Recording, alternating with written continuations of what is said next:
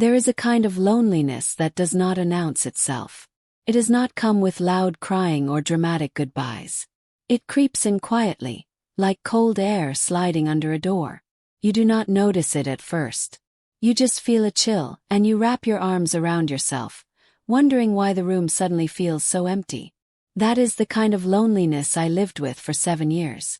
7 years of sitting in a small apartment while the rest of my family gathered around a table full of food, laughter, and warmth. A table that never had a seat for me. I used to tell myself it was okay. I used to say that family was just a word and that I did not need the noise and the chaos of holidays to feel whole. But deep down, every Christmas, every Thanksgiving, every 4th of July, I felt the quiet sting of being forgotten. Or worse, of being left out on purpose. I never knew which one hurt more. What I do know is that everything changed the day they finally called. Not to apologize. Not to invite me. But because they needed something only I could give. And what I did next surprised even me. My name is Diane Betancourt, and I grew up in a small town called Millbrook, New York State. I was the middle child in a family of 5. Older brother Travis, younger sister Leanne, and our parents, Frank and Helen Betancourt. We were not rich, but we were not poor either.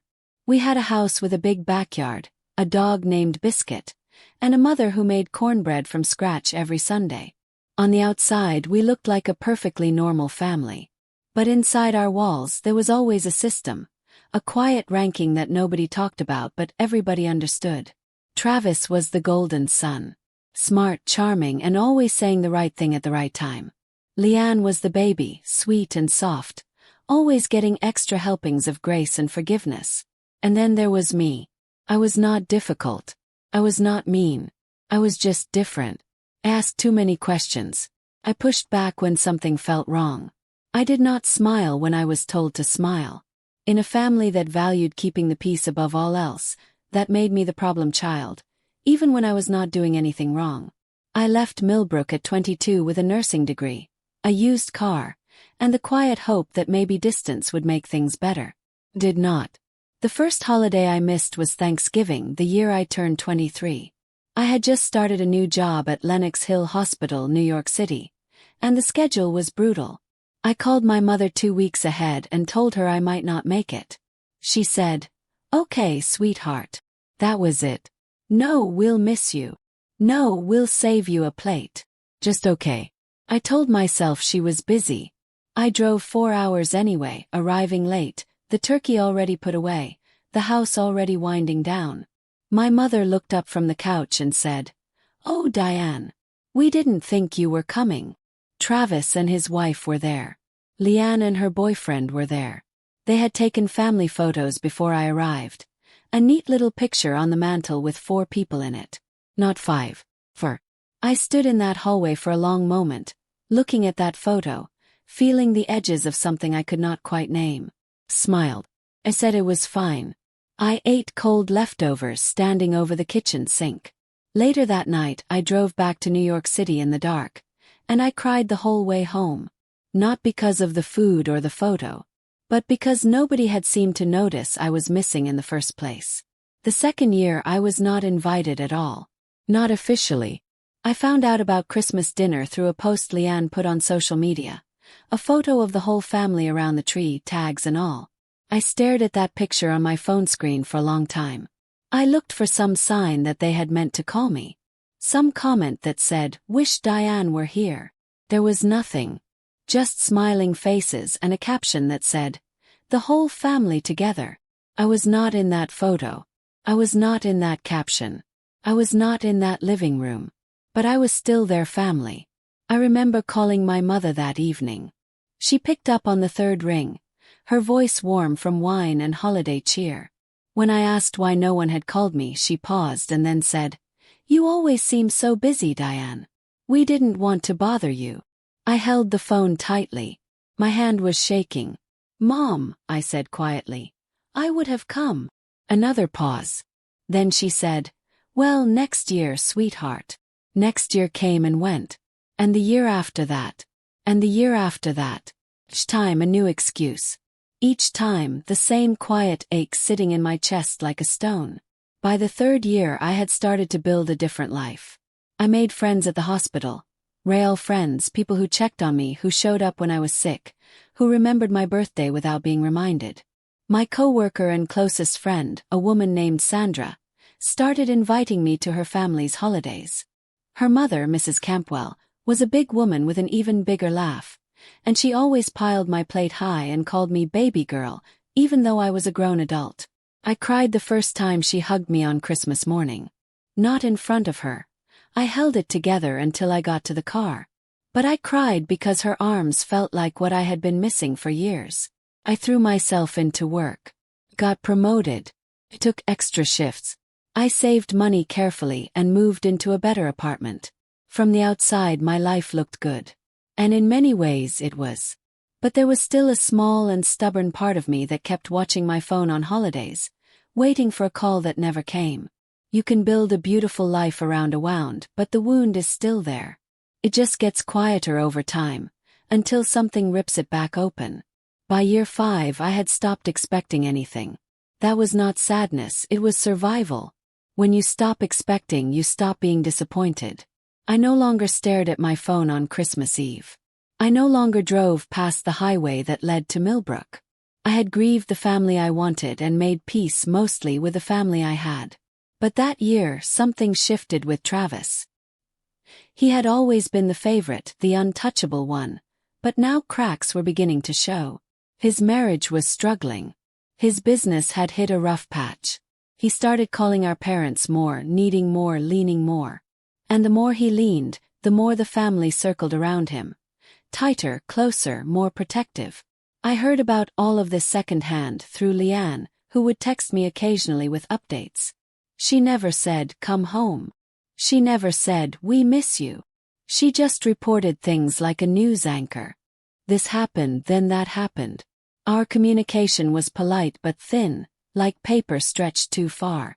I responded with short replies. I kept my feelings packed away where they could not cause trouble. That was the version of me I showed to my family. Quiet, unbothered, easy to overlook.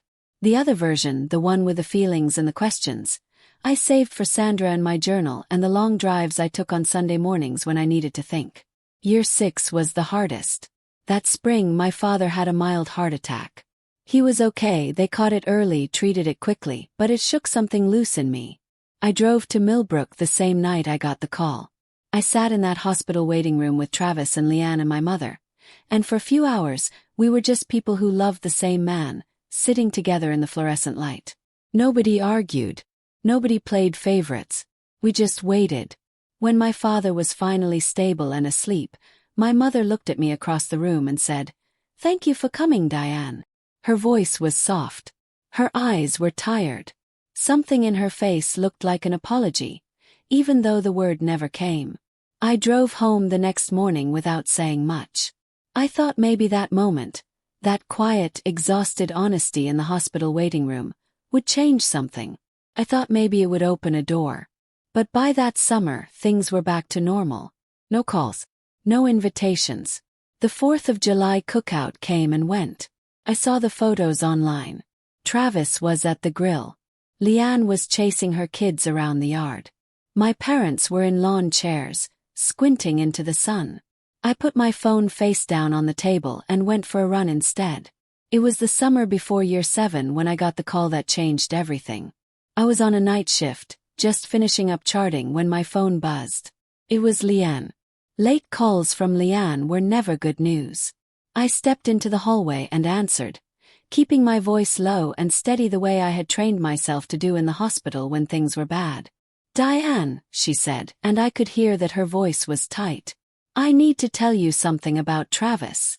She told me carefully, like someone placing glasses on a table, each word set down gently so nothing would shatter. Travis had been diagnosed with kidney disease. Serious. Progressive. He had known for several months but had not wanted to worry anyone. The doctors had now told him clearly. He would need a transplant. His kidneys were failing faster than expected. The family had already started testing. Our parents were too old, and neither was a match. Leanne had tested and was not compatible either. There was a pause on the line, and I already felt what was coming before she said it. "Diane," Leanne said quietly. "They want to know if you'll get tested." I stood very still in that hospital corridor. The lights hummed above me. Somewhere down the hall, a monitor beeped in a slow, steady rhythm. "Okay," I said finally. "I'll get tested." I did not sleep that night. After my shift, I sat in my car in the hospital parking garage and stared at the concrete wall in front of me. I was not angry. I was not hurt. I was something more complex than either of those things. I was clear. That was the word for it. For the first time in years, everything felt very clear. 7 years. 7 years of empty holidays, unanswered questions, and second-hand updates. 7 years of watching my family gather without me, again and again, until it became just another fact of my life, like the color of the walls in my apartment or the drive time to work. And now they needed me. Not to fill a chair at the table. Not to be in a photo. They needed something that lived inside my body. Something I had and no one else did. I thought about Travis. Despite everything, despite the years of him soaking up the attention that never reached me, I did not hate him. He was not a villain in my story. He was just a person who had been handed advantages he did not ask for and had never had to think about what it felt like to be on the other side. That does not make someone evil. Just makes them unaware. I thought about what kind of person I wanted to be. I already knew the answer. I just needed a moment to sit with the weight of it. I called my mother the next morning. She picked up immediately, which told me she had been waiting. Her voice was careful, the way it gets when she is trying not to want something too much out loud. I told her I would go get tested. She exhaled so sharply I could hear it through the phone. "Oh, Diane," she said. "Thank you." There was a long pause, and then she said something I had not heard from her in a very long time. She said, "I'm sorry we haven't been better to you." I sat down on the edge of my bed. My apartment was quiet around me. Morning light was coming through the curtains, striping the floor in gold. I did not know what to say, so I just said, "I know, Mom." That was enough for now. Some conversations cannot be fixed in one phone call. Some things take time and repeated effort and a willingness to keep showing up even when it is uncomfortable. But that moment, those 4 words from my mother, felt like a small window opening somewhere in a house that had been sealed shut for too long. I told her I would call her when I had the test results. She said okay. Then she said, "We love you, Diane." I said, "I love you too." And I meant it. Even after everything, I meant it. The testing process was not fast. I went in, gave blood, filled out forms, and answered what felt like 1,000 questions. The medical team was kind and thorough. Sandra came with me and sat in the waiting room reading a magazine and pretending not to worry, which was how Sandra showed love. While we waited for early results, she handed me a coffee and said, "You know you don't have to do this, right?" I nodded. I did know that. Nobody was forcing me. Nobody could. This was a choice I was making with my whole self, with full awareness of what it meant. "I know," I told her. "But I want to." She looked at me for a long moment with those steady brown eyes of hers. Then she nodded once and said, "Okay. Then I'm with you." That was Sandra. No drama, no questions she did not need answers to. Just her quiet, solid presence, which was worth more than she probably knew. The first round of results came back about a week later. My blood type was compatible. The second round of testing would be more detailed. Tissue matching, antibody screening, a full physical to make sure I was healthy enough to donate. Called Leanne with the update. She started to cry on the phone. I told her gently not to get ahead of things yet. "Let's wait for the full results," I said. "Then we'll talk." But inside, I already had a feeling about what those results would say. The full results came back on a Thursday. I was at work, and my phone buzzed with a call from the transplant coordinator's office. I stepped out of the room, walked to the same corridor where Leanne had first called me, and answered. The coordinator's voice was warm and professional.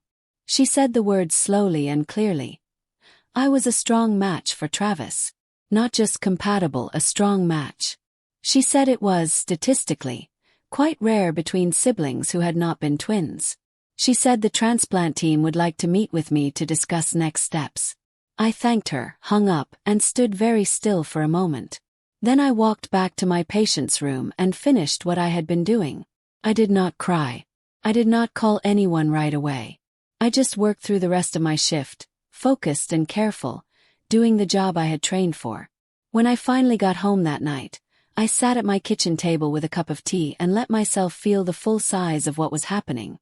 My brother's life might depend on a decision I was about to make. And the people who had shut me out year after year were now waiting on the other side of that decision. I opened my journal. I wrote for a long time. By the end, I knew what I was going to do.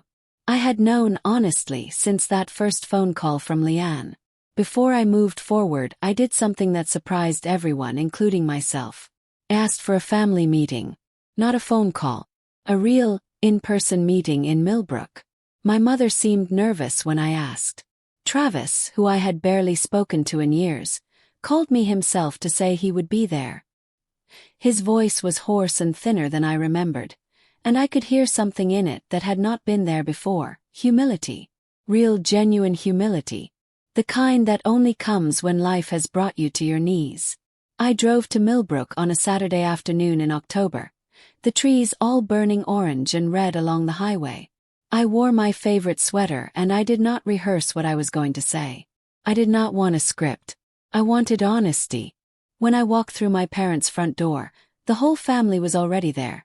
Travis and his wife, Patricia, Diane and her husband, Greg, and my parents. They all turned when I walked in. The room was quiet in a way that felt like held breath. My mother crossed the room and hugged me first, longer than usual. My father shook my hand and then pulled me into a hug too. I sat down. We all sat down. And I spoke first. I told them the truth. All of it. Not in anger, I was past anger. I said it plainly, the way you say something that has been true for a very long time and simply needs to be spoken out loud so everyone in the room can finally stop pretending they do not know it. I told them about the Thanksgiving I drove 4 hours to arrive at a cold dinner. I told them about the Christmas photo with 4 people in it. I told them about the 4th of July cookouts I heard about through Leanne's social media posts. I told them that I had spent 7 years on the outside of this family, not because I had done anything wrong, but because I had never fit the mold of who they expected me to be. And I told them that I had accepted that I had built a good life, that I was not coming here to punish anyone or demand apologies or score points. I was coming here because I loved them, because even after all of it they were still my family. And I needed them to understand that what I was choosing to do for Travis, what I was about to offer, was not something I was doing because they had finally noticed me. I was doing it because it was right. And I needed them to understand the difference. The room was very quiet when I finished. My mother's eyes were red. Diane had her hands pressed flat on her knees, and she was staring at the floor. Travis was looking directly at me, and his face was open in a way I had not seen from him in decades. Raw and honest and ashamed. He spoke next. He did not make excuses. He did not explain. He just said, "I'm sorry, Diane. I'm really sorry. I took up too much space and I let you disappear and I told myself it wasn't my problem to fix." He paused. That was wrong. I was wrong. His wife, Patricia, reached over and put her hand on his arm. She looked at me and said, "We all failed you. And I know sorry doesn't undo 7 years. But we mean it." My father, who almost never spoke about feelings, cleared his throat and said gruffly, "You've always been one of the strongest people in this family, Diane. I should have said that a long time ago." I looked around the room at all of these people who had hurt me and who I had loved anyway. I felt something shift. Not disappear, not fully heal, but move. Like a knot loosening just slightly. Enough to breathe. I told Travis I would donate. The room exhaled again. That collective release of a breath that had been held for months. Travis pressed his hands over his face, and his shoulders shook, and I realized he was crying. I let him cry. I did not rush over and comfort him. I gave him that moment to feel the full weight of what was being given to him. Then I said calmly, "I have 2 conditions." The room went still again. I told them my conditions were not punishment. They were not revenge. They were simply what I needed to make sure this family did not go back to being what it had been before. First, I needed us to commit to honest communication going forward. No more leaving people out and calling it convenience. No more family events that happened without all of us. Second, I wanted us to go to family counseling together, not forever, just long enough to learn how to actually talk to each other. Travis nodded before I even finished the second sentence. Diane said yes. My parents looked at each other and my mother said, "Whatever you need, Diane." That was not a small thing for Helen Betancourt to say. My mother did not easily admit to needing outside help. The fact that she said yes told me the crack in the wall was real. Something was actually changing. The surgery was scheduled for late January. The months leading up to it were unlike anything I had expected. My family started calling me regularly. Not just Leanne with her updates, but my mother checking in. My father asking how I was sleeping, whether I was eating enough. Travis called every Sunday evening, and at first the calls were short and careful, but after a few weeks they became real. We talked about things we had never talked about before. Our childhood. The roles we had been given without asking for them. The ways the family had worked that none of us had ever examined. He told me once, on one of those Sunday calls, that he had never thought about how much air he took up in a room until there was no air left and he needed someone else to breathe for him. I thought that was the most honest thing he had ever said to me. We started the family counseling in November. The first session was stiff and uncomfortable. Everyone sitting in a circle trying to figure out how to be vulnerable with a stranger watching. But by the third session, things were coming out that had been buried for decades. Old hurts, old patterns. Old silence that had been mistaken for peace. It was hard. It was necessary. And slowly it was working. The morning of the surgery, I was not afraid. I know that sounds strange, but it is the truth. I had spent weeks preparing. Physically, emotionally, spiritually. Sandra had driven down from Millbrook to be there. My whole family was in the waiting room, which was something that would not have happened a year ago. My mother held my hand when they came to take me back. She did not say anything grand. She just held my hand until she had to let go, and when she finally did, she squeezed my fingers once and I squeezed back. The surgery went well.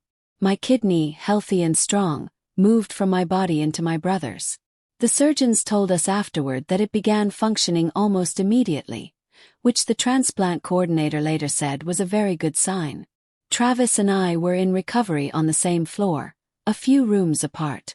When I was finally awake and clear enough to have visitors, the first person who came in was Travis. He was in a wheelchair, still pale, moved slowly. He looked at me for a long moment from the doorway. Then he said very quietly, "Thank you, Diane. I don't have words." I told him he did not need them. 6 weeks after the surgery, I went to my first family Thanksgiving in 7 years. Travis was recovering well but still moving carefully, and we sat next to each other at the table. My mother had set a place for me, an actual place with a name card in her handwriting that said, "Diane." It was such a small thing. A folded piece of cardstock with my name on it. But I had to take a breath when I saw it. Sandra had told me to take pictures. I took one of that name card. I still have it on my refrigerator at home. We talked. We laughed about things that were actually funny instead of performing happiness for each other. Leanne's youngest daughter, who was 4 years old and had never really met me, climbed into my lap after dinner and fell asleep there. Her small warm weight settling against me like she had known me her whole life. I sat very still so I would not wake her.